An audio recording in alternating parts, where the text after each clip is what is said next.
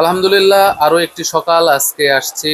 অনেক দিন হলো আমার মোটর সাইকেলে কাদয় জাংলা ধরার মতো অবস্থা হয়ে গেছে। তো এই মোটর সাইকেল এখন আমি একটু পরিষ্কার করব। যদিও বেশি পরিষ্কার করা লাভ হয় না, কারণ মোটর সাইকেল ধুলেই বৃষ্টি আসে। তো এই জন্য হালকা করে একটু যেগুলো জাংলা ধরতেছে সেইগুলো সুন্দরভাবে পরিষ্কার করব।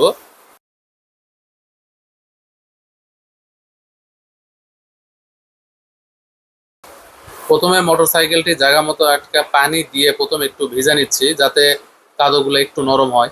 যদিও কাদো একবারে শুকা লাগে গেছে মোটর সাইকেলের সাথে।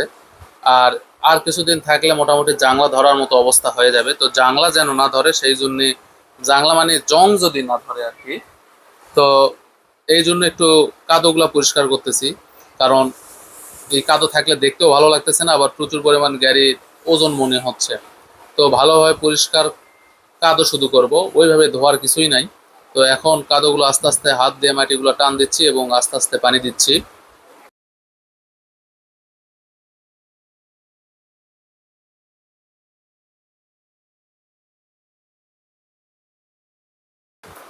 কাদোগুলো পানি দিয়ে পরিষ্কার করার পর হুইল গুলা নেওয়ার পরে একটু সুন্দরভাবে ইঞ্জিল এবং ইঞ্জিলের কাভারগুলা পাউডার দিয়ে একটু পরিষ্কার করা হচ্ছে। বেশ মোটামুটি হুইল পাউডার দিয়ে আমি পরিষ্কার করি। যতবার মোটর সাইকেল পরিষ্কার করেছি সববার দিয়ে হুইল দিয়ে পরিষ্কার করি, যাতে সহজে কোনো ইয়া না হয়, আবার হচ্ছে বেশি দাগ দুগও যেন না পড়ে। যদিও অনেকে শ্যাম্পু দিয়ে ধোয়, আমিও শ্যাম্পু দিয়ে ধুই মাঝে মাঝে। তো আজকে একটু হুইল দিয়েই ধুচ্ছি, যাতে যেন ময়লা একটু কেটে যায় আর একটু জাংলা যেন কম ধরে। যদিও ধোয়ার পরে একটু পালিশ করলে গাড়ি দেখতে অনেক চকচক করে, কিন্তু পালিশ করার তো জিনিসপাতি আমার কাছে নাই, এই জন্য পানি দিয়ে এবং হুইল দিয়ে ধোয়া হচ্ছে। আর ট্যাঙ্কিতে বেশি কিছু হয়নি, ট্যাঙ্কিতে ময়লা টয়লা খুবই কম ভরছে, তারপরেও ট্যাঙ্কিটা একটু ভালোভাবে ধুচ্ছি।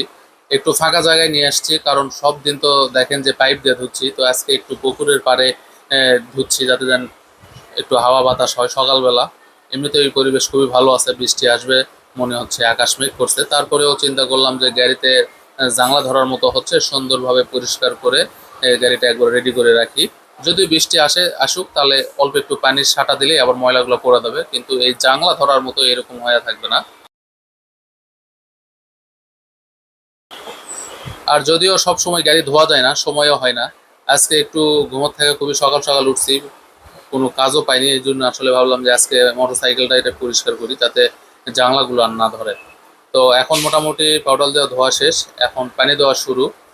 যে কারণ হচ্ছে এখন পাউডার মানে যেই পাউডার গোলার পরে ফ্যান করে উপরে পরিষ্কার করলাম, এখন বেশ চকচক করতেছে আমার মোটর সাইকেলটি, আর দেখতেও খুবই ভালো লাগতেছে। আপনারা দেখলে অবাক হয়ে যাবেন যে অল্প একটু ধোয়াতেই গাড়ি একবারে নতুনের মতো। যদিও আমার গাড়ি নতুন, তো এরপরে দেখি যে আরো বেশি চকচক করতেছে। ধোয়ার পরে কয়েকদিন হলো কাদো আছে, দেখতে ভালো লাগতেছিল না।